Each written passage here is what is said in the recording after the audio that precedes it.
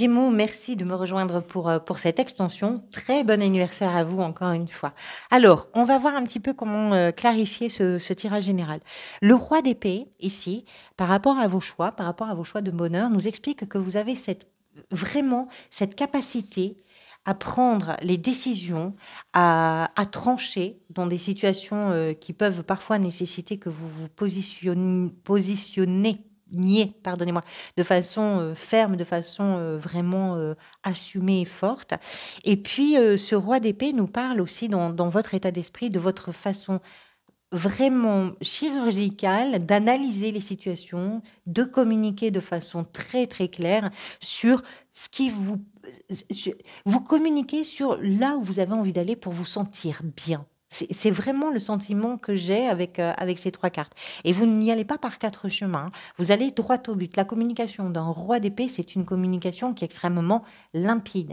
Elle peut parfois donner l'impression que c'est dur, parce que les épées sont associées au mental, à la réflexion, que ça reste une arme, que c'est quelque chose de tranchant, de pointu, de froid, et qu'on n'est vraiment pas du tout dans la sphère émotionnelle. Mais ce roi-là vient en complément de deux cartes qui sont associées à la sphère émotionnelle, ce qui me permet de penser que c'est quand même plutôt modéré. C'est-à-dire que même si votre communication n'est pas embourbée dans vos émotions, ça ne veut pas dire que vous n'êtes pas attentive ou attentif à ce qui se joue sur le plan émotionnel, que ce soit pour vous ou les gens avec lesquels vous partagez, ce qui vous permet à vous de vous sentir heureux et heureuse, bien sûr. Prise de décision, analyse, communication très très juste. Qu'est-ce que je voulais vous dire par rapport à la communication aussi? Le jugement, c'est aussi une carte qui demande une communication, qui appelle une communication importante. Le monde, dans ce qui s'est peut-être manifesté pour vous avant ce mois de juin, vous vous êtes bagarré justement pour arriver là où vous aviez envie d'arriver. Le monde, c'est je vais aller au bout de cette idée, au bout de cet engagement, au bout de cette situation, au bout de ce je ne sais pas quoi. Et vous êtes allé au bout en vous défendant bien. Ah, vous êtes allé au bout en vous mesurant à la concurrence, en vous faisant entendre, en vous faisant remarquer, en défendant vos arguments, en défendant votre territoire, en défendant quelque chose en tout cas qui est important pour vous. Mais la perspective, c'était celle-là. C'est celle qu'on retrouve ici dans ce que vous désirez le plus. La perspective, c'était d'aller au bout de quelque chose avec, toujours avec le monde, le fait que dans la réalisation, il y a de la réussite. Ce que vous désirez avec le monde, encore une fois, la 2 de bâton, c'est prendre la bonne direction. La 2 de bâton, c'est un personnage qui tient le monde entre ses mains, qui est face à ce paysage, face à cet horizon qui s'offre à lui et qui pour l'instant est en train d'observer, de regarder, parce qu'il y a une direction à prendre. C'est un choix, il y a un choix. C'est ce que vous désirez faire, c'est prendre ce temps de réflexion pour pouvoir poser un choix. À la fin du mois, vous avez la 3 de bâton, une fois que le choix est fait. Mais ce que vous désirez, c'est bien analyser les situations, c'est bien analyser les nouveaux rivages peut-être, bien analyser les nouvelles aventures et qui pourraient peut-être vous inviter. C'est bien analyser tout ça, bien réfléchir à tout ça pour prendre la bonne décision. Parce que si vous avez des décisions à prendre au mois de juin, ce sont des décisions d'avenir. Donc elles sont probablement très importantes pour vous. L'impératrice dans la position avec le chariot de ce qui va pouvoir venir vous aider, ce qui se met en route, ce qui vous permet de progresser, ce qui vous permet d'avancer, c'est aussi quelque chose qui se crée, que vous créez. C'est un nouveau projet, c'est un nouveau désir, c'est une nouvelle envie, une nouvelle émotion. L'impératrice porte en elle une émotion, une vibration d'amour au sens très large, hein. C'est-à-dire que ça peut être... l'impératrice représente la fécondité, la fertilité, c'est-à-dire que je porte en moi un enfant. Alors que ce soit véritablement, dans certains cas, ça peut être ça, c'est-à-dire que ce qui va vous aider peut-être, c'est de faire avancer ce projet de désir d'enfant ou pourquoi pas d'accueillir un enfant. Et c'est quelque chose qui va vous amener à évoluer, à bouger aussi, pourquoi pas. Dans certains cas, c'est ça. Pour d'autres, ça peut être un projet professionnel, familial, personnel. Ça peut être, c'est l'idée, si vous voulez, l'impératrice, que vous avez tout ce potentiel créatif en vous qui va vous permettre de laisser s'exprimer ce qui vous tient à cœur, ce qui est important pour vous, qui amène de la nouveauté, qui amène du renouveau et qui vraiment est alimenté par comment je pourrais vous dire, hein, toute cette fibre artistique presque de créativité. Vous avez quelque chose que vous avez envie de voir grandir, que vous avez envie de mettre en terre et que vous voulez voir grandir. Et ça, c'est quelque chose qui est porteur. C'est pour ça que ça vient vous aider. C'est que c'est un vrai moteur. La 2 de coupe dans le défi. La 2 de coupe, dans certains cas, peut être en lien avec un partenariat, une association dans le sens de nous sommes associés et une relation, c'est possible. C'est ce que représente d'abord cette 2 de coupe, c'est-à-dire une union entre vous et quelqu'un, entre vous et une situation.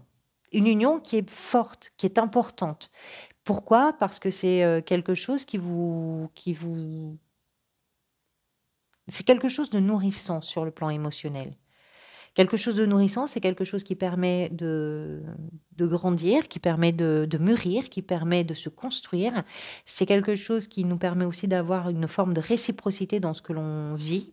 Donc, que ce soit une personne ou que ce soit une situation, c'est pour ça que c'est très important parce que c'est une union vraiment marquée du sceau de l'histoire et du destin ou voilà, de l'histoire de votre vie en tout cas. Vous l'avez en défi, pourquoi?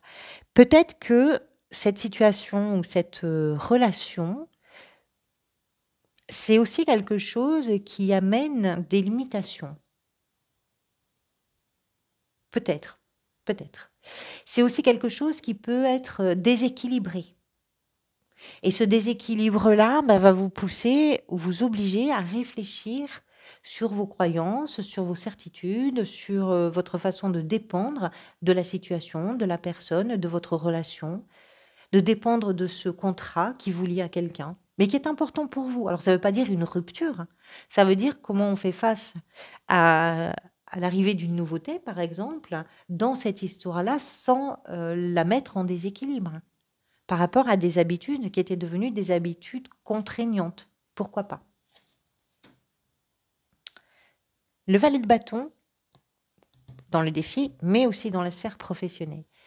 Le valet de bâton, c'est lui aussi l'amorce, le commencement d'une nouvelle perspective, d'une nouvelle opportunité, mais qui n'arrive pas comme ça. C'est-à-dire que c'est vous qui avez fait tout un travail, qui avez mené les choses suffisamment loin et à leur terme en tout cas, pour vous permettre de dire, bon, là, c'est bon, à partir de là, je peux faire quelque chose de nouveau, je peux envisager quelque chose de nouveau.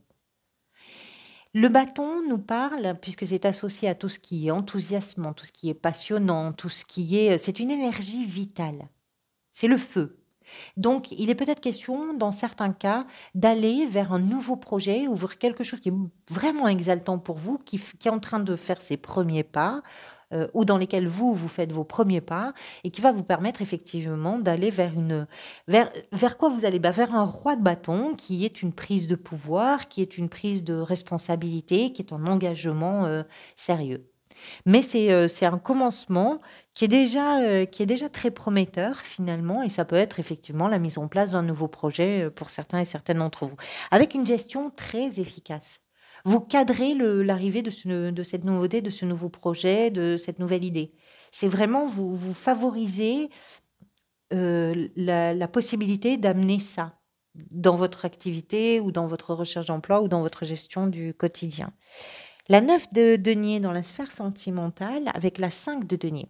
Ce qui est intéressant, c'est que je peux profiter, ce que nous racontent ces cartes, c'est je peux profiter maintenant, je peux souffler un petit peu parce que tout ce que j'ai fait, toutes mes responsabilités, tout ça, tout ce travail sur moi, tout ce travail dans le partage et qui me permettent aussi de me sentir bien et de me sentir vraiment indépendant ou indépendante, autonome dans mes relations.